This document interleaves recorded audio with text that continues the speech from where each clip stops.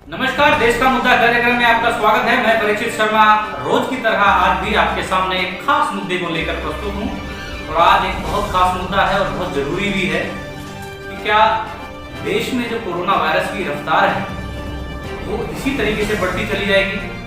क्या लोगों के काम धंधे इसी तरीके से चौपट रहेंगे या वो अपने काम पर लौटेंगे तो किस तरीके से सावधानी हमको रखनी होगी? क्या क्या सावधानी होने के बावजूद भी वो कोरोना वायरस की चपेट में आ सकते हैं? इसी मुद्दे पर चर्चा करने के लिए हमारे साथ तीन खास मेहमान मौजूद हैं। हमारे साथ अतुल कुमार शर्मा, आध्यात्मिक गुरु, आपका स्वागत है। हमारे साथ दीपक यादव जी, जिला पंचायत सदस्य मौजूद हैं और अजय वीर यादव, शिक्षक नेता दिल्ली भी मौजूद हैं। आप तीनों मेहमानों का बहुत बहुत स्वागत है। सबसे पहले मैं दीपक यादव जी के पास जाना चाहूंगा, जिला पंचायत सदस्य। दीपक यादव जी, आप मुझे बताइए कि किस तरीके से भारत सरकार, केंद्र सरकार द्वारा जो योजना चलाई जा रही हैं वो कितनी लाभान्वित कर रही हैं लोगों को? 20 लाख करोड़ का जो पैकेज है वो कितना लाभान्वित है, धरातल पर कितना कार्य कर रहा है, गरीब और आम लोगों को उसका कितना फायदा हो रहा है? उसके अतिरिक्त कोरोना वायरस में जिस तरीके से अनलॉक 1 कल आया है उसके तहत बहुत सारी चीजों को खोलने का आदेश दे दिया गया है। पब्लिक वहां पर इकट्ठा होगी, जाएंगे, सोशल डिस्टेंसिंग का ख्याल नहीं रखा जाएगा।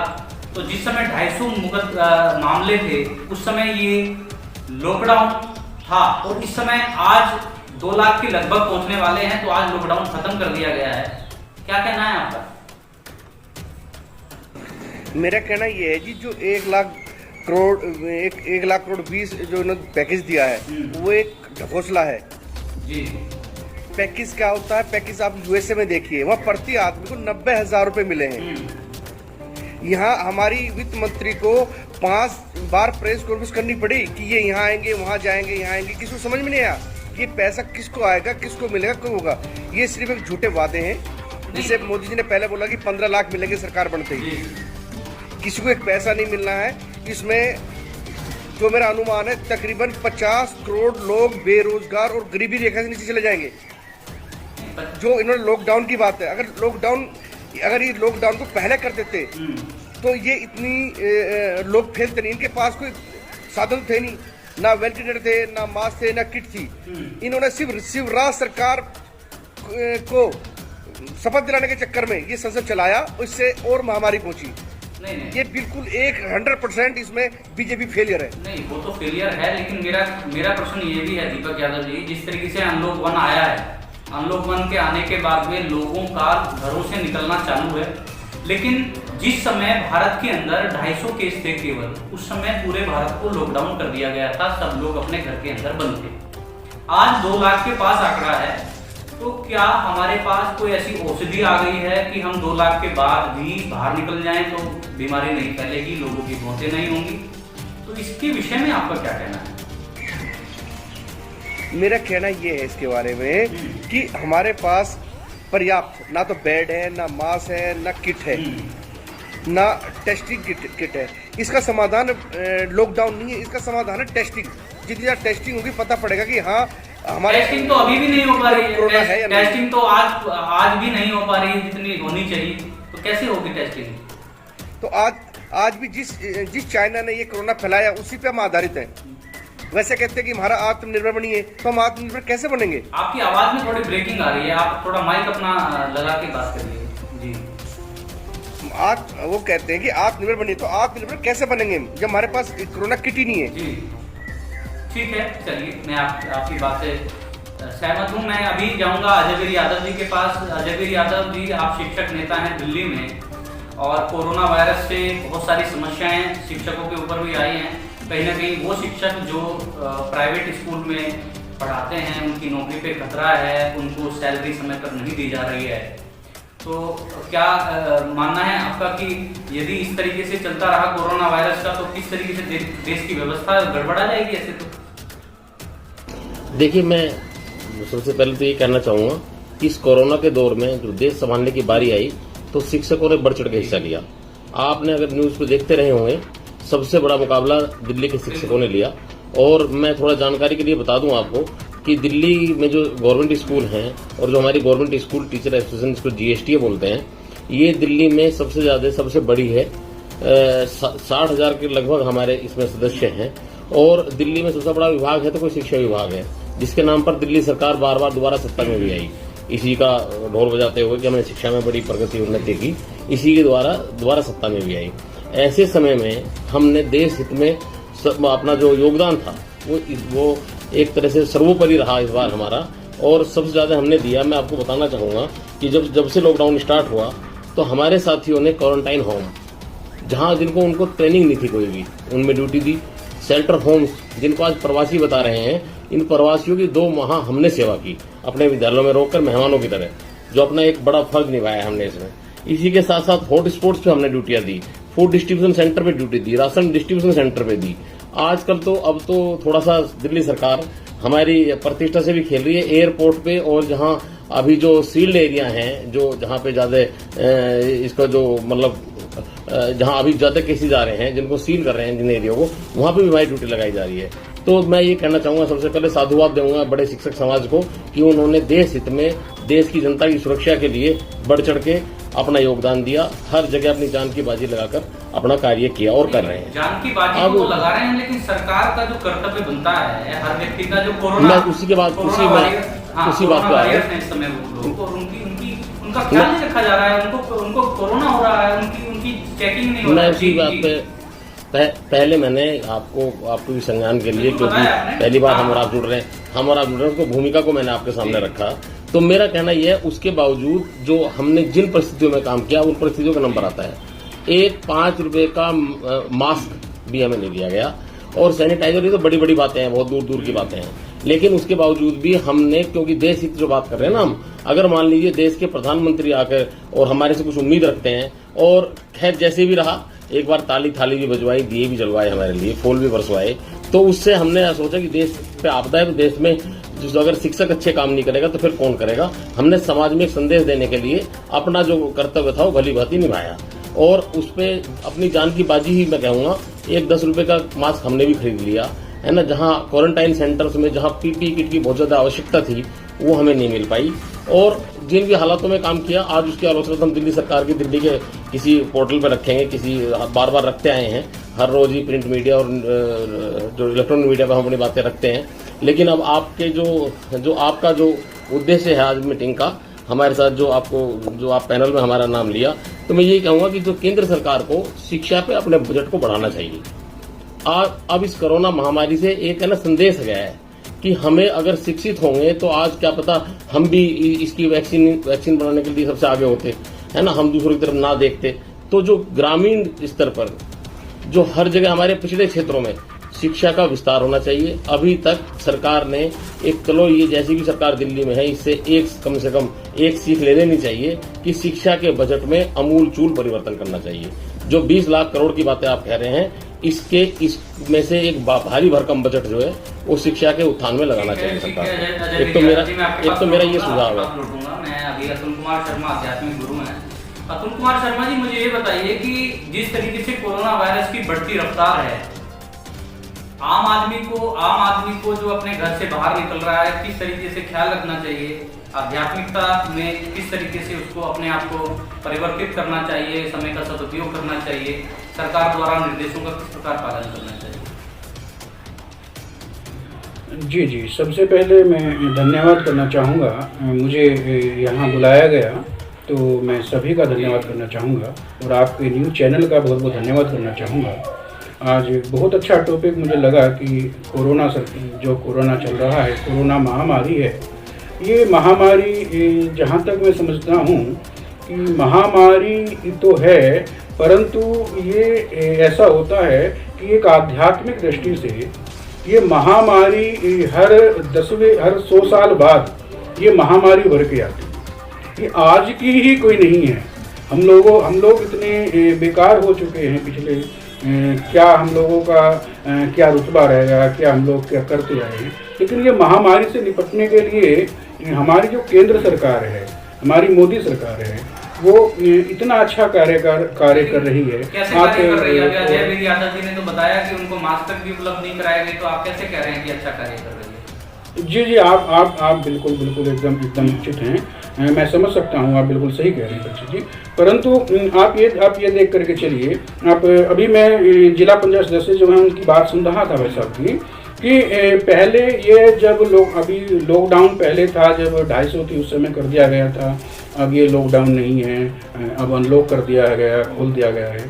परंतु उस समय जनता जागरूक नहीं थी। परीक्षित जी आप मेरी बात को थोड़ा समझें, उस समय जनता जागरूक नहीं थी, लोगों को सोशल डिस्टेंसिंग का नहीं पता था, सैनिटाइजर हाथ धोने का नहीं पता था क्या, लेकिन आज जनता जागरूक हो चुकी है, समझने लगी है। उस समय जनता जागरूक नहीं थी तो कम मामले आते थे, ये कैसी बात है? बिल्कुल, एक दिन में 8,000 आ रहे हैं, आपकी बात बिल्कुल जायज है, मैं समझ सकता हूँ। परंतु ये 8,000 मामले जनता के जागरूकता के नहीं, ये 8,000 मामले तो कोरोना की महामारी बढ़नी है। पहले महामारी बढ़ी, कोरोना जैसे बढ़ता है, आप अमेरिका महामारी बढ़ रही है तो क्यों ना और थोड़ा इंतजार किया जाता, थोड़ा सा और लोगों को अभी लॉकडाउन में रहने की बात करी जाती, ये हमारा थोड़ा हाँ जी आपकी बात बिल्कुल जायज है, मैं मान सकता हूँ। परंतु हम लोगों को यह भी देखना है, कोरोना से तो बचना ही है, बिल्कुल सही बात है, परंतु अपनी आर्थिक स्थिति को भी मजबूत करना है। आप इस बारे में थोड़ा सोचिए, लोग घर के अंदर हैं, हमारी ट्रेन कब से बंद है, वो आर्थिक स्थिति कितनी दुर्भर, कितनी खराब होती जा रही है। हमें जीना का पैकेज दिया तो है, उसको धरातल पर काम करना चाहिए, नहीं करना चाहिए। चलिए मैं दीपक यादव जी के पास जाना चाहूंगा। दीपक यादव जी, 20 लाख करोड़ का पैकेज है, आपने बताया कि वो धरातल पर है नहीं, तो किस तरीके से आपको लगता है कि किस तरीके से धरातल पर आना चाहिए? धरातल पे ऐसा है कि ये इसलिए नहीं है कि आप किसी को मतलब क्या बेनिफिट मिला। सबसे पहले 3 महीने की बच्चों की फीस माफ होनी चाहिए, किसानों का बिल माफ होना चाहिए, उसके बाद में जितने भी अपना कृषि का जितने ऋण हैं उनका माफ होना चाहिए, तभी हम धरातल पर आएंगे। इससे तो बेरोजगारी बहुत ज्यादा बढ़ेगी, और बेरोजगारी के साथ साथ में यहाँ पे अपराध इस लॉकडाउन के बाद और ज्यादा बढ़ेंगे। इसके बाद और ज्यादा अपराध बढ़ेंगे यहाँ पे। नहीं, बेरोजगारी तो बढ़ेगी, वो तो बात आपकी ठीक है, लेकिन सरकार द्वारा तो सभी व्यक्तियों के खाते में, जितने भी गरीब व्यक्ति हैं उनके खाते में एक निर्धारित धनराशि भेजी जा रही है, और अन्य लोगों के खातों में भी पीएफ वगैरह से मदद की जा रही है, तो एमएसएमई सेक्टर में भी काफी मदद की जा रही है। तो आप कैसे कह सकते हैं ये मदद क्या की जा रही है? आप 500 रुपए दे रहे हो, 500 रुपए में क्या होता है? बच्चों की फीस भी है, पढ़ाई भी है, लिखाई है, लोगों का रेंट है, वो क्या करेंगे 500 रुपए में? 1000 रुपए में क्या करेंगे वो लोग? भाई अमेरिका ने प्रति आदमी को जो 6 महीने का बच्चा, 1 महीने का बच्चा या 60 साल का आदमी, सबको 90 हजार रुपए दिए हैं। 90,000। हमारी सरकार को कम से कम 20 हजार रुपए देने चाहिए। अच्छा। ताकि अपने मास्क, अपने बच्चों की पढ़ाई लिखाई, बिजली का बिल, क्रेडिट कार्ड की पेमेंट वो तो कर सके। यादव जी 20 हजार रुपए लाएगी कहाँ से सरकार? देखिए, मैं दीपक जी की बात से, बड़े भाई हैं हमारे और बड़े सामाजिक कार्य करते हैं, और इन्होंने लॉकडाउन में बहुत काम किया, तो मैं बागपत का निवासी होने के कारण का धन्यवाद भी करता हूं। लेकिन भाई से एक बात कहना चाहता हूं मैं, कि अगर फीस नहीं होगी तो दीपक भाई, शिक्षकों की फीस का नहीं, जैसे शिक्षकों की वेतन की बात अभी रखी प्रशिक्षित जी ने, वो पूरी नहीं होगी। आप देखिए कि उत्तर प्रदेश में सबसे ज्यादा प्राइवेट और एडेड स्कूल हैं जो मैनेजमेंट के हैं। अगर आप सरकारी स्कूलों की बात करें तो नाम मात्र के हैं, तो अगर उनके जो वहाँ के शिक्षक हैं वो टोटली उस वेतन पर आधारित हैं। अगर मान लीजिए ठीक है, जो पेरेंट्स, जो अभिभावक पब्लिक स्कूलों में अपने बच्चे को पढ़ा रहे हैं, वो थोड़ा अपना बजट रखते हैं कि हमें इतना बजट अपने बच्चे के ऊपर साल में लगाना है। उसमें मैं स्कूल के प्रबंधकों की तरफ से तो ये निवेदन करना चाहूंगा कि थोड़ा उसमें रियायत कर दें, जिससे कि अभिभावकों को भी थोड़ा सहूलियत मिले, और वेतन का कुछ हिस्सा दान मान के शिक्षकों को कम कर लिया जाए, लेकिन वेतन उनको भी दिया जाए, जिससे कि सब चारों तरफ वेतन तो मिल ही नहीं रहा। किसान तो सबसे पहले ये था, बहुत सारे मेरा प्रश्न मैं उसी बहुत सारे शैक्षणिक संस्थान हैं जो उसी का जवाब वेतन ही नहीं दे रहे। हमारे पास बहुत सारे लोगों के इस तरीके से पत्र आए हैं, मैसेज आए हैं, फोन आए हैं कि सर हमें वेतन ही नहीं मिल पा रहा। मैंने आपको उसी का समाधान मैंने बताया, जो दीपक भाई ने अभी बात कही थी कि फीस ना ली जाए, तो मैं कह रहा हूँ फीस का कुछ अंश छोड़ दिया जाए, है ना, उसमें भी रियायत दे दी जाए और वेतन भी दिया जाए। भाई वेतन तब नहीं मिल रहा है जब स्कूलों में फीस, अगर हम फीस को बैन करेंगे, फीस को मना करेंगे, तो वेतन नहीं मिलेगा। शिक्षण संस्थाओं की बात कर रहा हूँ। अतुल कुमार शर्मा जी, मुझे ये बताइए, 500 रुपए महीना में आप लोगों की बेरोजगारी दूर करना चाहते हैं, घर का खर्चा चलाना चाहते हैं, 2 किलो राशन, 2 किलो गेहूं में एक वो अलादीन का चिराग होता है, उससे पूरा महीना 10 आदमियों का परिवार खा सकता है, ऐसा भी हो सकता है क्या? नहीं, आपकी बात बिल्कुल जायज़ है परीक्षित जी, मैं समझ सकता हूँ आपकी बात, लेकिन 500 रुपये महीना, ये 500 रुपये जो दिया है वो केंद्र सरकार दिया है, लेकिन अपने यहाँ यूपी में योगी सरकार है। योगी सरकार 1 तारीख को हमारे यहाँ, योगी सरकार की बात भी करेंगे, अभी हम पूरे देश की बात करते हैं। 500 रुपये में क्या होता है? आप दीपक यादव जी की बात का जवाब दे रहे थे, बताइए। बिल्कुल बिल्कुल बिल्कुल बात सही है, लेकिन अभी दीपक यादव जी बात कर रहे थे कि 20-20 हज़ार देने चाहिए। 20 हज़ार क्या, मैं तो कहता हूँ कि आप 30 हज़ार दो, 40 हज़ार दो, उससे कोई बेरोजगारी खत्म नहीं होने वाली दीपक जी। बेरोजगारी की बात तो चल ही नहीं रही, बेरोजगारी की बात। यहाँ तो एक जो लॉकडाउन के दौरान जिन व्यक्तियों के घर में खाने के लिए पैसा नहीं है, धन नहीं है, अनाज नहीं है, सब्जी नहीं है, तेल नहीं है, उनके लिए 20,000 रुपए का पैकेज, 20,000 रुपए की बात कर रहे हैं वो। तो बेरोजगारी करने की बात नहीं कर रहे हैं। उसके लिए सरकार 1 तारीख को भी राशन दे रही है, 15 तारीख को राशन दे रही है। आप ये क्यों नहीं समझते हैं? हम 15 तारीख को यहाँ दाल है, चावल, अनाज, खूब बढ़िया, एक आदमी को 5 किलो अनाज है, 5 किलो दाल है और 5 किलो चावल मिल रहे हैं एक आदमी के लिए। बताइए अब, हर मतलब 1 महीने में 2 बार 5 किलो दाल, 5 किलो चावल मिलते हैं। बिल्कुल, 5 किलो अनाज 5-5 किलो करके मिलता है, 1 तारीख को मिलता है, उसके बाद 15 तारीख को मिलता है। तो सरकार तो मतलब कर रही है सरकार। दीपक यादव जी, यदि गरीब परिवार के लिए हर 15 दिन में इस तरीके से अनाज और राशन मिलता है, तो फिर भी आप सरकार को कैसे कोस सकते हैं? नहीं, बिल्कुल 3-4 महीने तक ऐसा हो रहा है, कर रही है। मेरे मालिक ऐसा है, ये कहने की बात है, तकरीबन जब घर में आदमी रहेगा तो तकरीबन 1 किलो पर डे खाता है एक आदमी। ठीक है जी। दूसरी बात, एक आदमी 1 किलो पर डे कैसे खा सकता है? परिवार पड़ता है, एक आदमी पूरा जीवन व्यापन 1 किलो पर डे कैसे चावल खा लेगा? नहीं, 1 किलो एक परिवार खा सकता है, एक परिवार खा सकता है। एक परिवार बिल्कुल मांग। अरे परिवार भाई शर्मा जी, व्यापार की बात थी, अबे वीर जी ने रसोई पर लगाई थी, हमने भी लगाई है। एक आदमी 1.5 किलो खा जाता है, इतने भूखे हो रहे बेचारे। देखिए, ये जो मजदूरी करता है ऐसा नहीं। एक व्यक्ति अभी 1.5 किलो चावल तो बहुत होते हैं, इसमें तो बहुत। चलिए ठीक है, उस विषय में बात चलिए ठीक है, आप बताइए। शर्मा जी, एक आदमी मैं 1 रोटी खाता हूँ, पर मेरे साथ में जो मेरे पास में रहता है वो 20 रोटी खाता है, क्योंकि वो उससे सारा दिन काम करता है, उसकी खुराक ज्यादा है, तो उसका 1 किलो पे कहाँ काम चलेगा? ठीक है, वो उसके बच्चों की पढ़ाई भी है, लिखाई भी है, उसके अपने सारे व्यापन करने हैं, उस पर किसान का कर्जा भी है, बिजली का बिल भी है, पानी का बिल भी है। ये तो ढकोसला है। सबसे बढ़िया बात ये कि अमेरिका वाला काम होना चाहिए कि जब 95,000 प्रति आदमी मिले, तो प्रति आदमी मिल जाए। अब इनके पास में एमएलए खरीदने के लिए तो पैसे हैं, पर गरीबों को देने के लिए पैसे नहीं है। एमएलए 20 करोड़ खरीद रहे हैं। अब राजस्थान में इनकी वो चल गई है, पहले मध्य प्रदेश में थी, फिर हर जगह इनकी जो कर्नाटक में थी। ये एक एमएलए 20-20, 30-30, 50-50 करोड़ का खरीद रहे हैं, पर गरीब के लिए इनके पास कुछ नहीं है। ठीक है, अजयवीर यादव जी, मुझे ये बताइए कि जब एक छोटा बिजनेसमैन अपनी दुकान का शटर बंद करके अपने सभी एम्प्लॉय को तनख्वाह दे सकता है, तो स्कूल वाले फीस वहां की माफ करके बच्चों की उनको तनख्वाह क्यों नहीं दे सकते?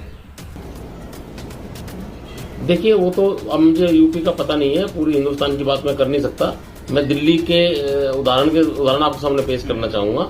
दिल्ली में सभी पब्लिक स्कूलों का ऑडिट हुआ है, और किसके पास कितना बैंक बैलेंस है, किसको कितने दिन तक वेतन दे सकता है, कितने दिन तक नहीं वेतन दे सकता। जिनके पास पहले से ही बहुत एक्सेस इन्होंने फीस दे रखी थी और उनके पास काफी बैलेंस है, उसका ऑडिट लगातार 3 साल 4 साल से हो रहा है, तो उनको तो कंपल्सन है कि वो वेतन जरूर देंगे। लेकिन जिनके पास नहीं है, उनको कुछ ना कुछ किसी तरह संतुलित करना पड़ेगा, कुछ फीस लेनी पड़ेगी, कुछ बच्चों की जो इनकी स्थिति नहीं है फीस दे करने की, उनकी फीस माफ भी करनी पड़ेगी, और तभी वेतन मिल पाएगा। अब मैं ये बताना चाहता हूँ आपको, आप देख सकते हैं कि जो स्थिति एक आम नागरिक की है, सरकार की स्थिति उससे भी ज्यादा नाजुक है। दिल्ली सरकार ने अभी एक बहुत जिम्मेदार शिक्षा मंत्री महोदय हैं, जो शिक्षा के नाम पर बहुत ढोल पीटते हैं, 60,000 शिक्षकों का नाम का झंडा ऊंचा किया। आज उन्होंने कहा है कि वेतन देने के लिए सरकार के पास पैसा नहीं है। आप ये लगाइए, जो स्थिति जैसे एक आम नागरिक की है कि वो 1 महीने ही बैठ के खा सकता है, तो सरकार की स्थिति तो दिल्ली सरकार की तो उससे ज्यादा नाजुक है। वो तो 2 महीने में ही बोल चुके हैं। उन्होंने पहले कभी राय नहीं ली, पहले कभी बजट पेश पब्लिक के सामने नहीं किया कि 3,500 करोड़ रुपए तो सैलरी में चाहिए। पहले बिजली पानी मुफ्त करते रहे। इसी प्रकार केंद्र सरकार से भी मैं ये सुझाव देना चाहूंगा कि सब कर्मचारियों की तरफ ना देख के अपनी तरफ देखा जाए। 20,000 करोड़ रुपए की नई संसद बनाने का प्रस्ताव है, जो कि पास हो चुका है, और तरह तरह की योजनाएं हैं, उनको तुरंत बंद किया जाए और जनता की तरफ देखा जाए। जरूरतमंद लोगों की इस समय सहायता देनी चाहिए। पीएम केयर फंड को सार्वजनिक किया जाए कि कितना पैसा आया और उसको किस किस तरह से डिस्ट्रीब्यूट किया जाए। पीएम केयर फंड को तो सार्वजनिक किया नहीं जा रहा है। दूसरी बात यह है कि जो राशन है, दीपक यादव जी ने बताया, वो नाकाफी है।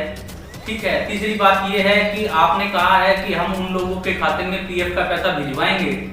उन लोगों के किस खाते में? मजदूर तो सारा रेल में चलता है। बागपत जिले से दीपक यादव जी भी हैं, जयवीर यादव भी हैं और आप भी हैं, आप भी देखते होंगे। जो लाला की नौकरी करता है, जो मजदूर है, वो उसका पीएफ कहाँ कटता है? उसको कहाँ से पीएफ का? मैं समझ सकता हूँ कि पीएफ, हाँ, उसका मजदूर को लाभ नहीं मिलेगा। लेकिन मैं अभी अपने यहाँ यूपी की बात में कर रहा हूँ। यूपी में योगी जी कल बोल रहे थे, फिर अब मैं फिर वहीं पर आ जाता हूँ। योगी जी ने अब जो श्रमिक हैं, जो मजदूर हैं, मजदूरी तबका है, कल मैं बात सुन रहा था योगी जी की, कल वो डिबेट में आज तक में बोल रहे थे कि मजदूर तबके को प्रति मजदूर को हम उसके भरण पोषण के लिए उसको यहीं पर, जो यूपी में आ गया है, जो मध्य प्रदेश से आया है, जो बिहार से, जो राजस्थान से, जो यहाँ से मजदूर आया है, उसको यहीं पर हम रोजगार देंगे। अब बताइए। अब योगी जी की मैं डिबेट सुन रहा था कल, तो ये जी आज तक डिबेट सारे मुख्यमंत्री आ रहे थे, तो यहाँ पर यूपी में रोजगार देंगे। मुझे बहुत अच्छा लगा कि योगी जी ये कदम उठा रहे हैं, आगे आने वाले समय में उठा रहे हैं। जो यहाँ जो मजदूर आया है वो यहाँ से बाहर नहीं जाएगा, ये पक्की बात है। आप तीनों मेहमानों का बहुत बहुत शुक्रिया हमारे साथ जुड़ने के लिए। हम चर्चा कर रहे थे आज उन मुद्दों पर जो एक मिनट सर, एक कुछ 10 सेकंड दीजिए मेरे को। इस लॉकडाउन में माननीय हमारे देश के प्रधानमंत्री ने 6,000 करोड़ रुपए माफ किया है उद्योगपतियों का। और दूसरा काम एक और क्या है इस लॉकडाउन में कि जो लोग कश्मीर में धारा 370 हटाई दी, अब कश्मीर में वही जमीन खरीद सकते हैं जिनका 5 साल का डैमेज हो। इस पर बात नहीं करते बीजेपी वाले। ठीक है, इसके विषय में हम ये मेरी 2 बात इसके विषय में हम बात करेंगे और जल्द ही इसके विषय में एक नए मुद्दे के साथ आपके सामने हाजिर होंगे। तो आप देख रहे थे देश का मुद्दा कार्यक्रम। देश का मुद्दा कार्यक्रम में हम आज बात कर रहे थे कि देश की जो परिस्थिति है कहीं ना कहीं वो राशन से जुड़ी हुई है, शिक्षा से जुड़ी हुई है, या जो एक सम्मान राशि, जो एक सहायता राशि जो मिली है हर परिवार को, वो कितनी काफी है, कितनी नाकाफी है। तीनों मेहमानों ने अपना पक्ष रखा और आप तीनों मेहमानों का हमारे साथ जुड़ने के लिए बहुत बहुत शुक्रिया। आप देखते रहिए NYU न्यूज।